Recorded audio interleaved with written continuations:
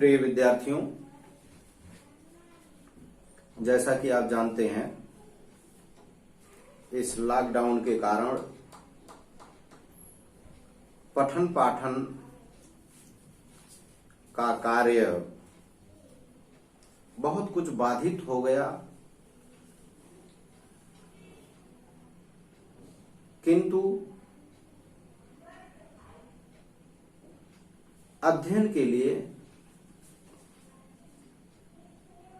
ये ऑनलाइन व्यवस्था या वीडियो के माध्यम से आप लोगों तक पहुंचाई जा रही है। इसी क्रम में आज मैं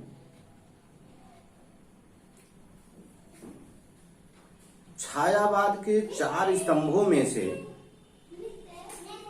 बड़े ही प्रमुख कवि, नाटककार जयशंकर प्रसाद की कामायनी से अवतरित कुछ अंश जो आपको पढ़ने हैं, उसका उल्लेख, उसकी व्याख्या करने की चेष्टा करूंगा। कामायनी प्रसाद जी की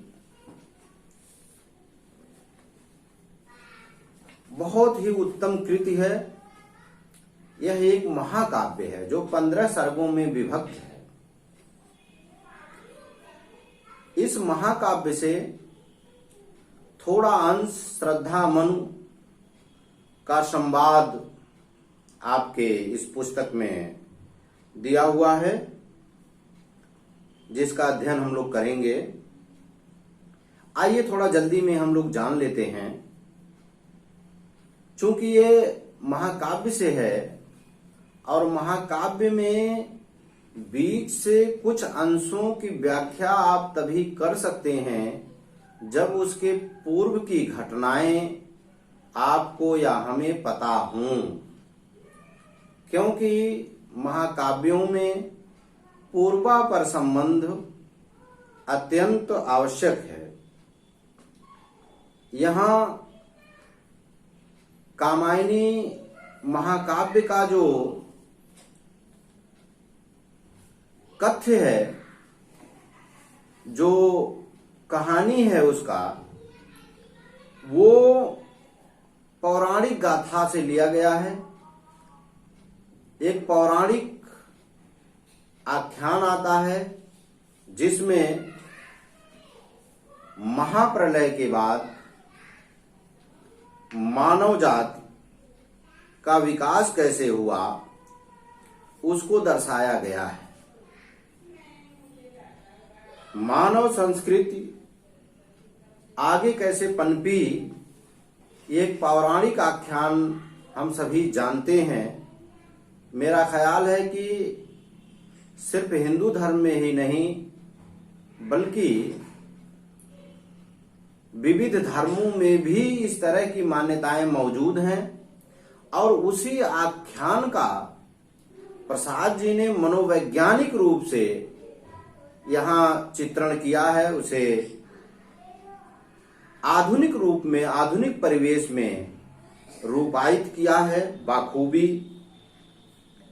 उसे हम जानेंगे। यहाँ मनु और श्रद्धा, विद्यार्थियों, आम बोलचाल में लोगों के जहन में जो बातें हैं वो मनु और शत्रुपा नाम से है, लेकिन यहाँ कवि ने श्रद्धा नाम दिया कि मनु देव जात से बचे हुए अकेले व्यक्ति उस महाप्रलय के बाद, और श्रद्धा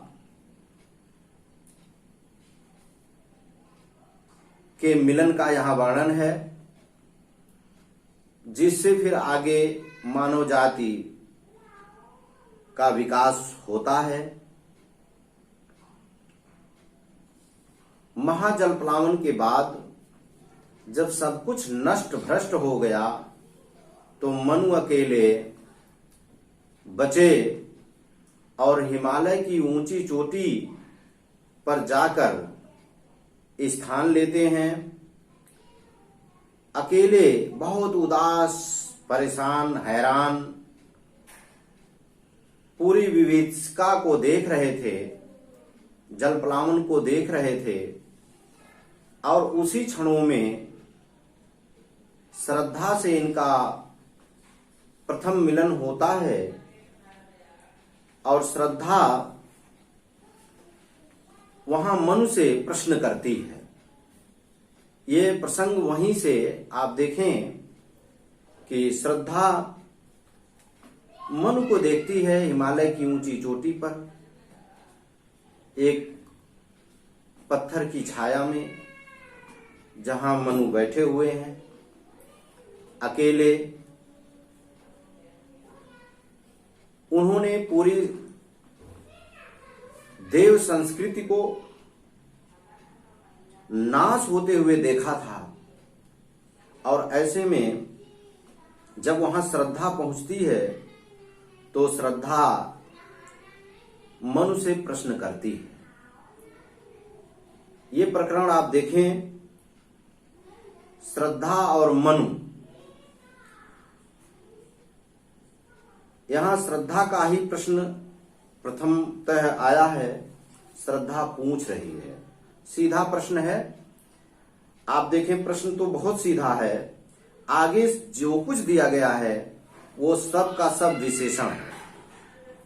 कौन तुम, सीधा सा प्रश्न। आइए कविता पर आते हैं। कौन तुम संसृत जल नितीर, तरंगों से फेंकी मणि एक, कर रहे निर्जन का चुपचाप प्रभा की धारा से अभिषेक। कौन तुम संसृत जल निधि तीर, तरंगों से फेंकी मणि एक, कर रहे निर्जन का चुपचाप प्रभा की धारा से अभिषेक। मधुर विश्रांत और एकांत जगत का उलझा हुआ रहस्य, क्षमा करिएगा, जगत का सुलझा हुआ रहस्य।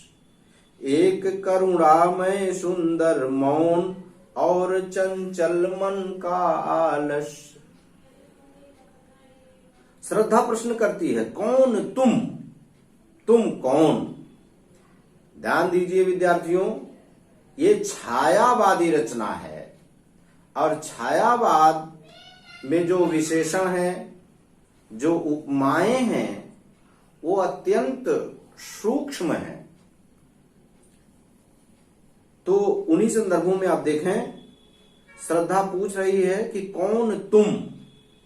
प्रश्न तो सिर्फ इतना था, आगे पूरा का पूरा एक विशेषण देने की चेष्टा करती है। संसृत जलनि तीर, तरंगों से फेंकी मणि एक, कर रहे निर्जन का चुपचाप प्रभा की धारा से अभिषेक।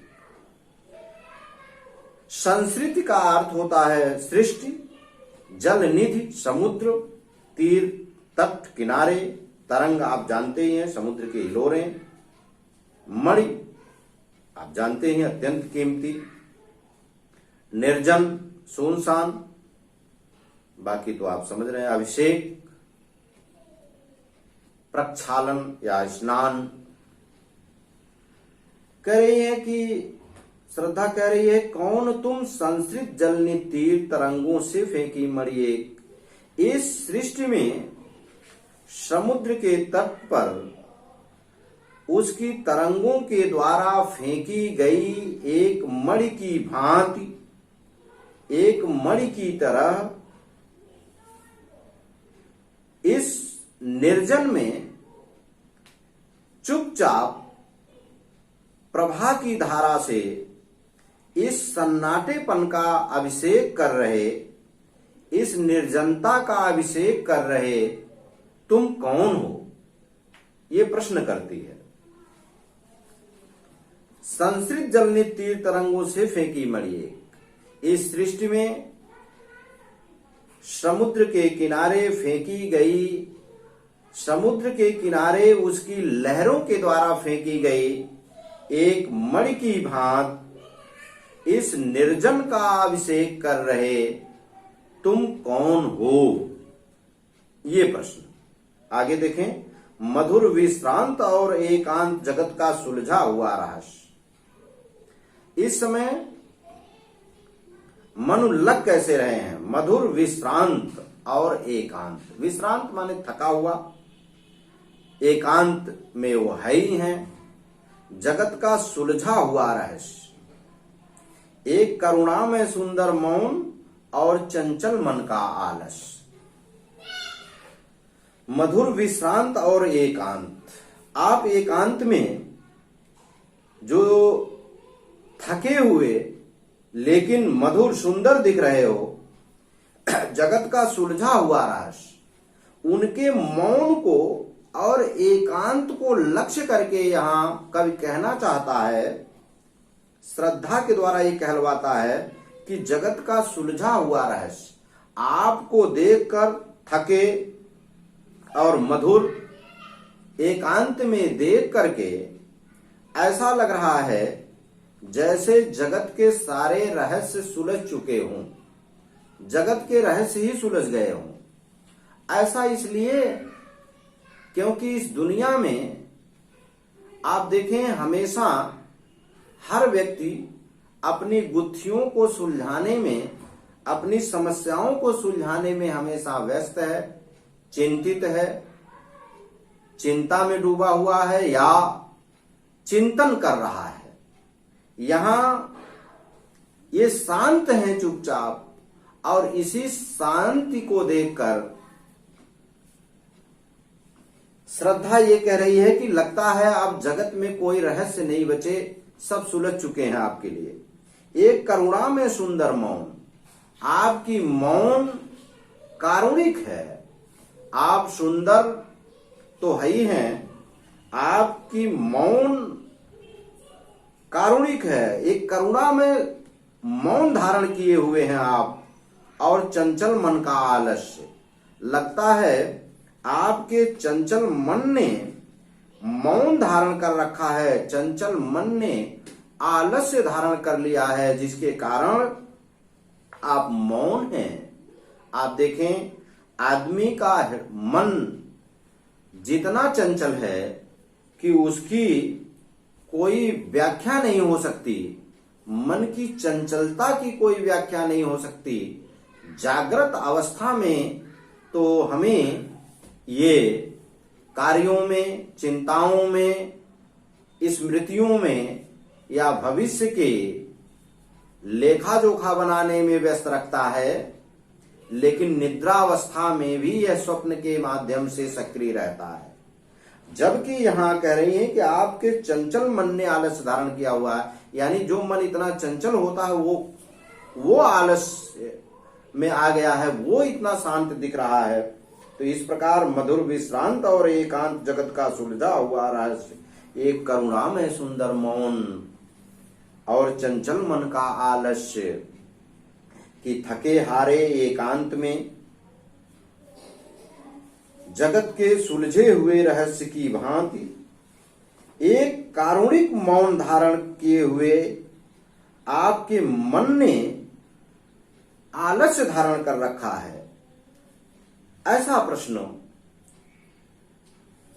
श्रद्धा पूछती है मनु से। आगे देखें। सुना यह मनु ने मधु गुंजार, मधुकरी कासा जब सानंद, किए मुख नीचा कमल समान, प्रथम कवि का ज्यों सुंदर छंद। क्या उपमाएं दी। सुना यह मनु ने मधु गुंजार, मधुकरी कासा जब सानंद। मधु गुंजार, मीठी वाणी। मधुकरी कासा जब सानंद। मधुकर माने भ्रमर, मधुकरी स्त्रीलिंग बना दिया गया, भ्रमरी।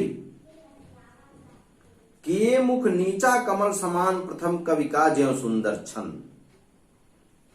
सुना यह मनु ने मधु गुंजार।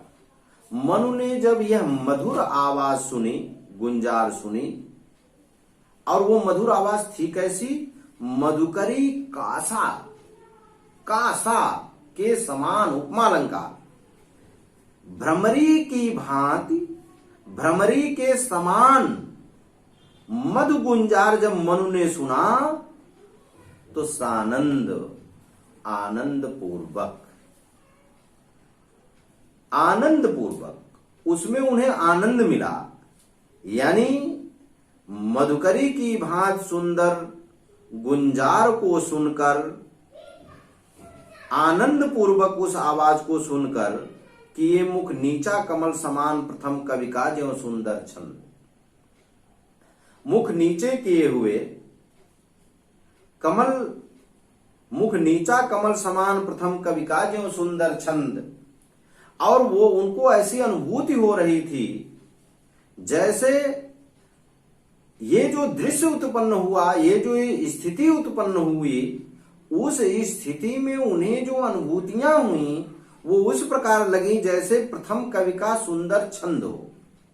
ऐसा कहने का तात्पर्य है कि जैसे कोई कवि यदि अपनी पहली रचना कर ले तो उसे जो प्रसन्नता होगी कि वो मैंने भी कविता लिख ली, और वो उस कविता पर जितना प्रसन्न होगा, कुछ इसी तरह की प्रसन्नता यहां मन को हुई। आगे देखें, एक झिटका सा लगा सहर्ष निरखने लगे लूटे से कौन, गा रहा यह सुंदर संगीत कुतूहल रह न सका फिर मौन। तो ये आवाज, मधुकरी की भांति सुंदर आवाज जब मनु ने सुनी तो उन्हें कैसा लगा कि एक झिटका सा लगा सहर्ष, एक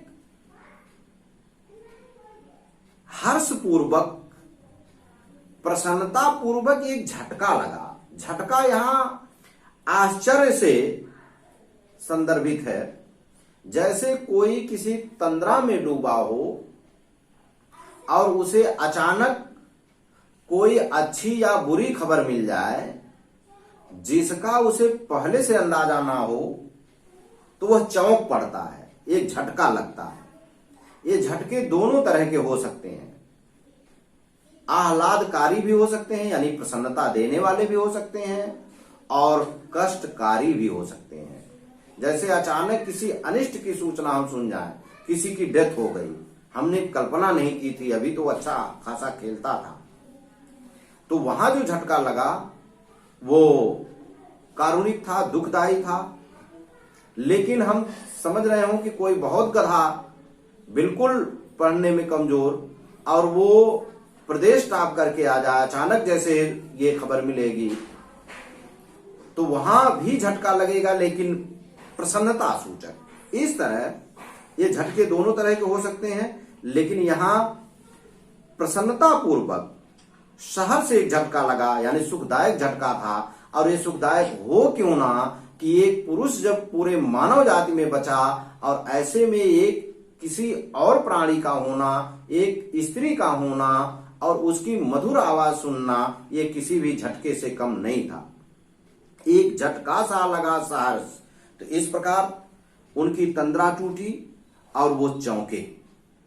निरखने लगे लूटे से कौन, निरखना, देखना, ध्यान पूर्वक देखना, ध्यान से देखने लगे, लेकिन कैसे? लूटे से, जिसका सब कुछ लुट गया हो, कि अब उसके पास कुछ है ही नहीं, हक्के बक्के देखने लगे। कौन गा रहा यह सुंदर संगीत, क्या देखने लगे कि यह सुंदर संगीत, यह सुंदर आवाज कौन कर रहा, कौन गा रहा है। कुतूहल रह न सका फिर मौन, फिर उनका कुतूहल माने जिज्ञासा, फिर ये जानने की इच्छा कि कौन है, कहां से आया है, कैसे आ गया, इत्यादि इस तरह की जो उनकी जिज्ञासाएं थी वो मौन नहीं रह सकी। जबकि आप जानते हैं इसके पूर्व ये बताया गया कि इनका मन आलस्य धारण कर रखा है, एकदम मौन है, यानी कहीं कोई कुतूहल नहीं, कोई हलचल नहीं। और यहाँ जो इनकी तंद्रा थी, इनका मौन था, वो टूट जाता है और इनका कुतूहल जाग पड़ता है। अब आगे आप देखें, आगे की पंक्तियों में चूंकि जब ये देखे श्रद्धा को, तो अब यहां कवि श्रद्धा के सौंदर्य का वर्णन कर रहा है। अभी श्रद्धा के प्रश्न का जवाब आना बाकी है मनु के द्वारा, लेकिन अब चूंकि श्रद्धा दिखने लगी है मनु को, तो श्रद्धा दिख कैसी रही है उस समय, उसका वर्णन यहां कवि करता है। यानी हम यूं कह सकते हैं, ये सौंदर्य वर्णन आगे वाली पंक्तियों में आप देखेंगे कि श्रद्धा दिख कैसी रही है। और देखा वह सुंदर दृश्य इंद्र का नयन का इंद्रजाल अविराम, कुसुम वैभव में लता समान, चंद्रिका से लिपटा घनश्याम, हृदय की अनुकृत वाह उदार, एक लंबी काया उन्मुक्त, मधुपवन कीड़ित ज्यों से साल सुशोभित हो सौरभ संयुक्त। और देखा वह सुंदर दृश्य नयन का इंद्रजाल अविराम, वह सुंदर दृश्य देखा कि नेत्रों का जो इंद्रजाल था, तिलस्म था, वो अविराम था, अत्यंत सुंदर। कुसुम वैभव में लता समान, चंद्रिका से लिपटा घनश्याम, जैसे फूलों के खजाने में कोई लता हो, या हम यूं कहें फूलों से लदी हुई कोई लता हो, पुष्पों के बीच में जो खिल रही हो, अथवा चंद्रिका से लिपटा घनश्याम, चंद्रिका चांदनी को कहते हैं, चांदनी से लिपटा हुआ जैसे काले बादल दिख रहे हों। आप कभी रात्रि में देखे हों, चांदनी रात हो, खासकर पूर्णिमा की रात हो, 14वीं की रात हो, और चंद्रमा के ऊपर काले बादल आके घेर लिए हों, तो उन काले बादलों को भेदते हुए चंद्रमा की आभा प्रकट हो जाती है। वही भाव यहां कवि व्यक्त करना चाहता है कि कुसुम वैभव में लता समान, चंद्रिका से लिपटा घनश्याम, उसका जो मुखमंडल है, वो मुखमंडल की जो आभा है वो ऐसे प्रतीत हो रही है कि जैसे काले काले बादलों, यानी उनके बालों को भेदती हुई उसकी जो सुंदरता है, जो आभा है, जो कांति है, जो चमक है, वो प्रकट हो रही है, वो भेद दे रही है। उन काले काले बालों के आवरण को भी वो भेद करके बाहर दिखाई दे रही है। मैंने पहले ही बताया, छायावादी कवियों ने अत्यंत सूक्ष्म विश्लेषण किए हैं, जो उपमाएं दी हैं, जो विशेषताएं बताई हैं। तो जरा विद्यार्थी गण ध्यान देंगे। परंपरा से जो आप आदिकाल, भक्ति काल या रीति काल में उपमाएं सुनते देखते आए हैं, उससे अलग उपमाएं यहां मिलेंगी छायावादियों की। तो ये गजब की पहचान है।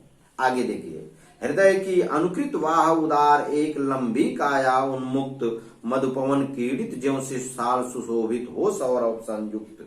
हृदय की अनुकृत वाह उदार। प्रिय विद्यार्थियों, एक चीज मैं आपको बता देता हूं कि इस कामायनी में 3-4 पात्र ही मुख्य हैं। मन, श्रद्धा, तीसरी पात्र है इड़ा, जो एक दूसरी स्त्री है, और चौथा पात्र है कुमार यानी मानव। हालांकि और पात्र हैं, लेकिन प्रमुख पात्रों में ये हैं जिनके द्वारा कवि ने एक रूपक रचा है, एक मनोवैज्ञानिकता उसमें भरी है, एक कहानी खड़ी की है। तो यहां जो मनु है वे मन के प्रतीक हैं, श्रद्धा हृदय की प्रतीक है, इड़ा बुद्धि की प्रतीक है, और कुमार मानव का प्रतीक है।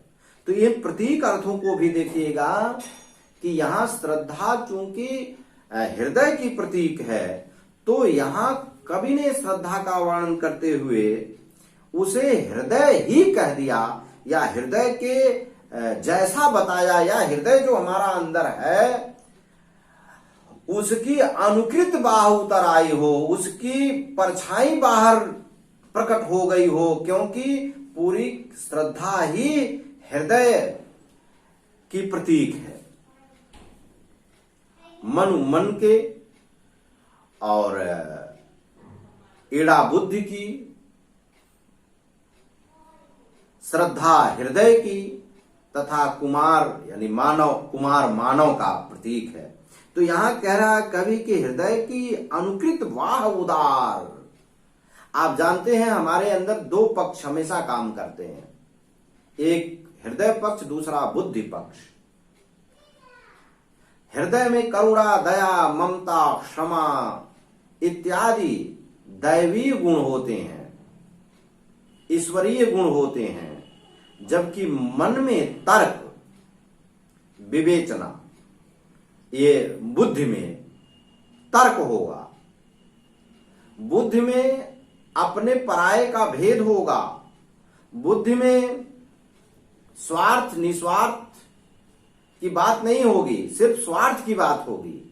तो यहां ये हृदय की प्रतीक होने के नाते ये हृदय के जो गुण हैं, हृदय पक्ष के गुण हैं, ये इनमें दिखाई देते हैं।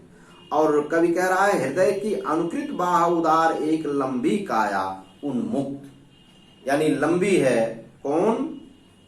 श्रद्धा। काया माने शरीर, उसका जो शरीर है, जो लंबा शरीर है, वह हृदय की परछाई है, जो जिसकी उदारता प्रकट हो रही है, उन्मुक्त है वो। मधुपवन कीड़ित ज्यों शिशुसाल सुशोभित हो सौरभ संयुक्त, जैसे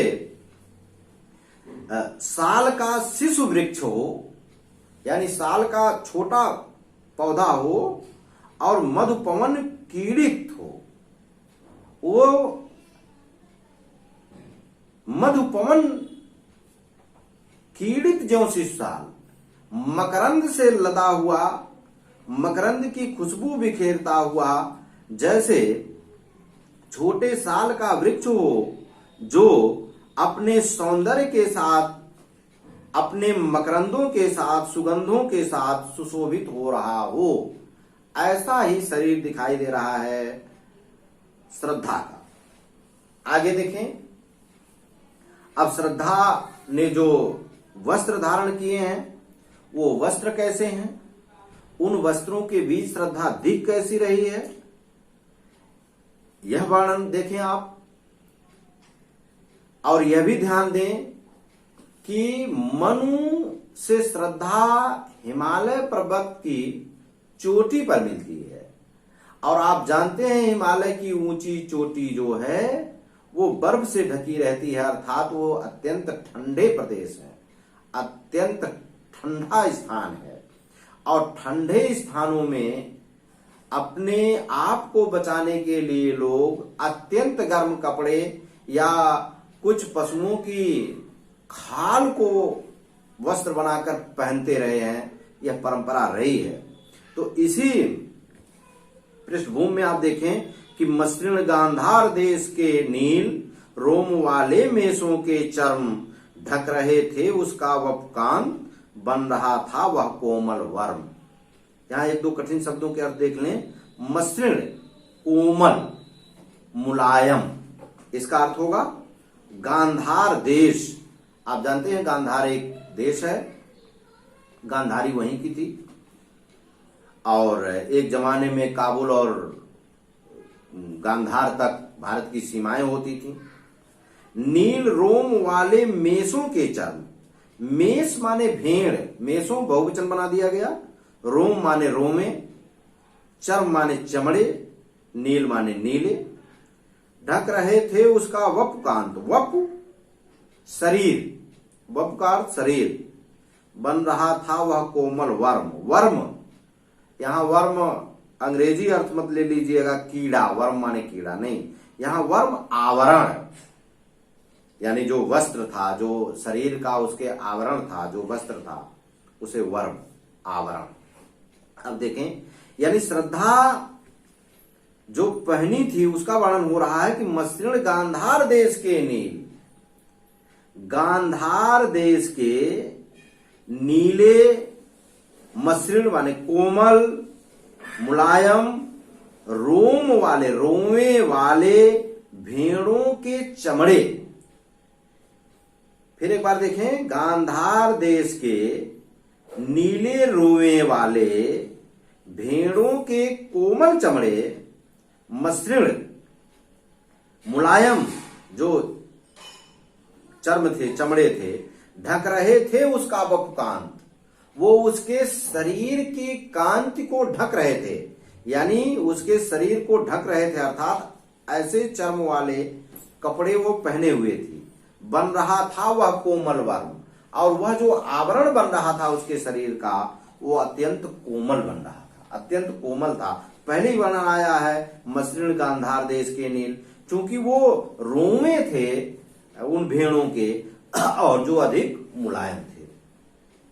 नील परिधान भी सुकुमार, खुल रहा मृदुल अधखुला अंग, खिला हो ज्यों बिजली का फूल, मेघ बन बीच गुलाबी रंग। वाह! नील परिधान बीच सुकुमार, नीले परिधान, नीले पोशाक, परिधान पोशाक ड्रेस, नीले पोशाक के बीच सुकुमार अत्यंत कोमल जो श्रद्धा थी उसका मृदुल अधखुला अंग। वाह! आधा खुला हुआ कोमल अंग खुल रहा था। यहां दूसरे ये जो खुल रहा, तो खुल रहा का मतलब हम लेंगे कि फब रहा था, जम रहा था, सुशोभित हो रहा था, आकर्षक लग रहा था। नीले वस्त्रों के बीच सुकुमार श्रद्धा का आधा खुला हुआ अंग, आधा ढका हो आधा खुला हो, अर्थात कपड़े जिन अंगों को ढक रहे थे वो तो खुला नहीं था, वो तो ढका हुआ था, लेकिन जो अंग कपड़े से बाहर थे वो बाहर थे, यानी वो खुला हुआ था। आधा खुला यानी कुछ ढका हुआ है, कुछ नहीं ढका हुआ है। तो ऐसे अधखुले अंग उसके फब रहे थे, जम रहे थे। खिला हो ज्यों बिजली का फूल, और ये अधखिला अंग उसका अधखिला नहीं, अधखुला अंग उसका उसी प्रकार सुशोभित हो रहे थे जैसे मेघ बन बीच गुलाबी रंग।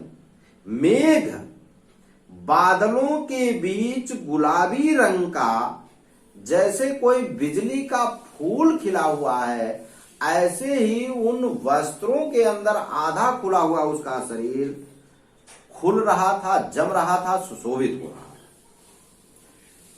गजब की उपमाएं दी यहां कवि ने। ओह, वह मुख पश्चिम के व्योम बीच जब घिरते हो घनश्याम, अरुण रवि मंडल उनको भेद दिखाई देता हो छविधाम।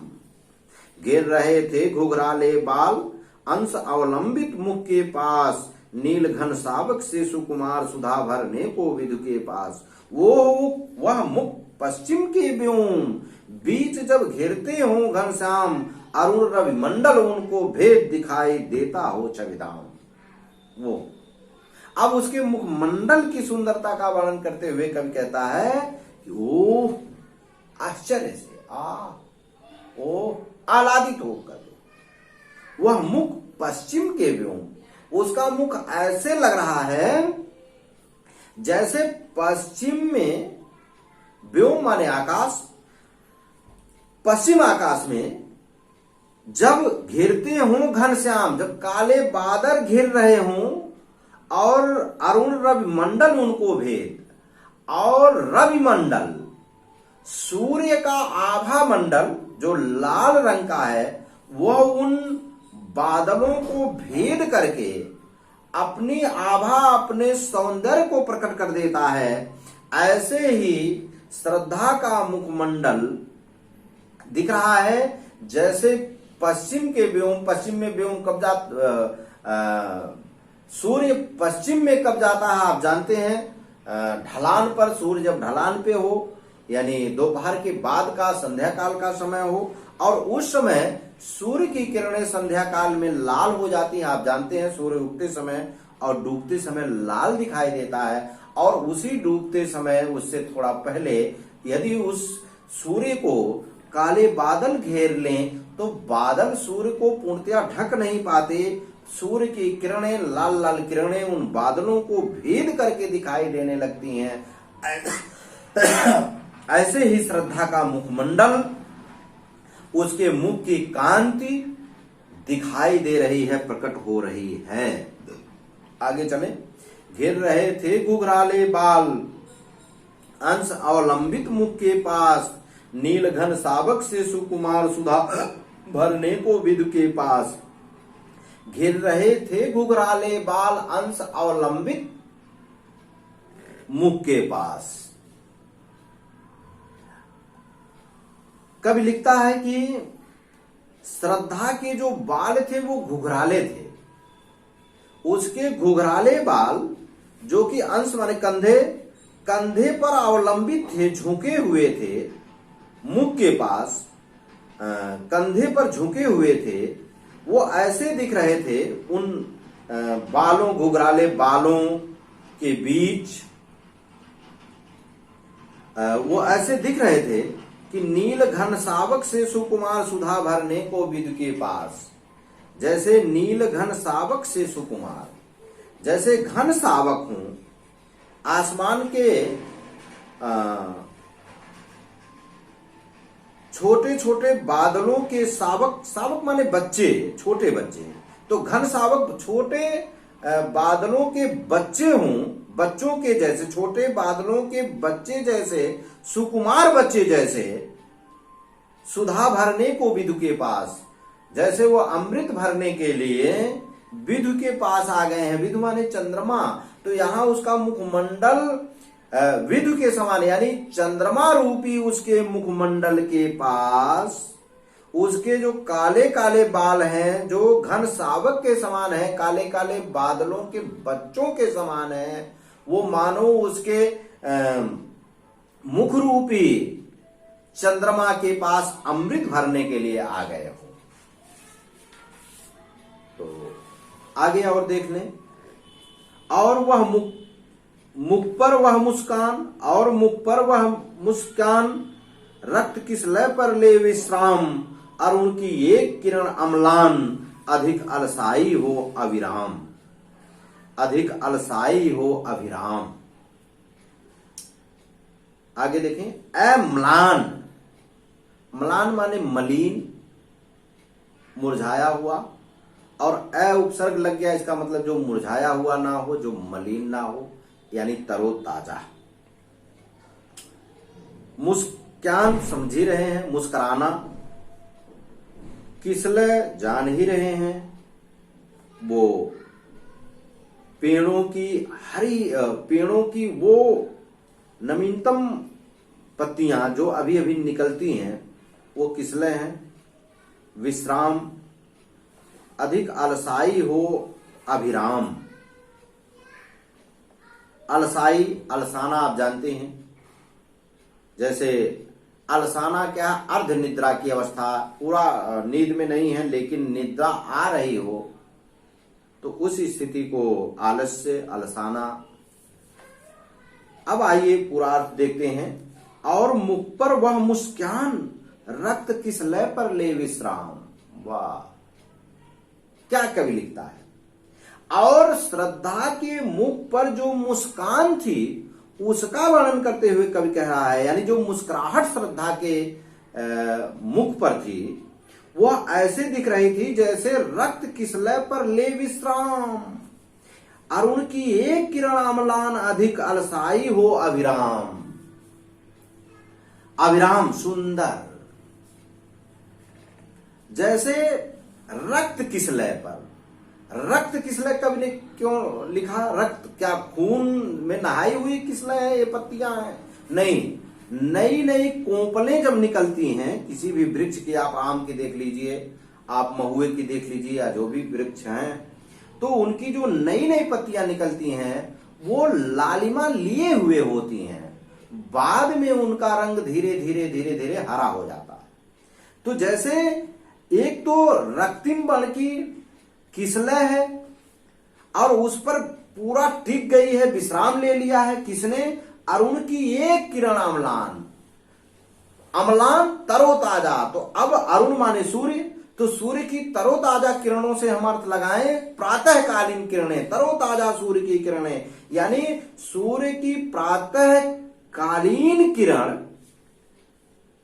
जो अम्लान है, जो तरोताजा है, जो मलिन नहीं है, वो मानो अधिक आलस्य के साथ उस रक्त किसलय पर, लाल लाल पत्तियों पर आके विश्राम ले रही हो, उसी पर टिक गई हो। तो एक तो पहले से वो पत्तियां हल्की लाल है, उस पर वो लाल लाल किरणें आके पड़ रही हो, तो उससे जो एक आभा निकलती है, जो कांति निकलती है, इसी तरह की कांति देने वाली, इसी तरह की आनंददायक उस श्रद्धा की मुस्कान थी, जिसका वर्णन कवि यहां कर रहा है। तो प्रिय विद्यार्थियों, ये वीडियो बहुत लंबा हो जाएगा, इसलिए आज मैं इतना ही बात कर रहा हूं। आगे फिर अगली वीडियो में मैं यहां से आगे की बातें करूंगा, आगे की व्याख्या करूंगा। आप लोग एक बार दो बार इसे सुने, इसे समझें। यदि कहीं समस्या उत्पन्न होती हो, कुछ न समझ में आया हो, तो आप हमें सूचित करें। आप लाइक जरूर करें, सब्सक्राइब करें और कमेंट लिखें। कहीं समझ में ना आया हो, आप कुछ व्याख्यान में कहीं कुछ बदलाव चाहते हैं, तो आप अपने सुझाव भी हमें दें, उस पर विचार किया जाएगा। और हम चाहेंगे कि आपकी जिज्ञासाओं को शांत किया जा सके, आपको जहां कठिनाई है उसे दूर किया जा सके। कोशिश हमारी यही रहती है और रहेगी। तो इसलिए इन कविताओं को ठीक से देखें, समझें, समझने का प्रयत्न करें। छायावाद की जो भी रचनाएं होती हैं, वह आप देखेंगे तो अभिधा में तो बहुत कम होती हैं, लाक्षणिक और व्यंजनाकृत उसमें अर्थ होते हैं। तो थोड़ी लक्षणा को भी समझने की चेष्टा करें, तभी इन छायावादी रचनाओं को समझ सकेंगे। किसी दिन मैं अभिधा, लक्षणा और व्यंजना शब्द शक्तियों पर अलग से बात करूंगा और आपको समझाने की चेष्टा भी करूंगा। तब तक आप ये वीडियो देखें, समझें, कमेंट करें। धन्यवाद।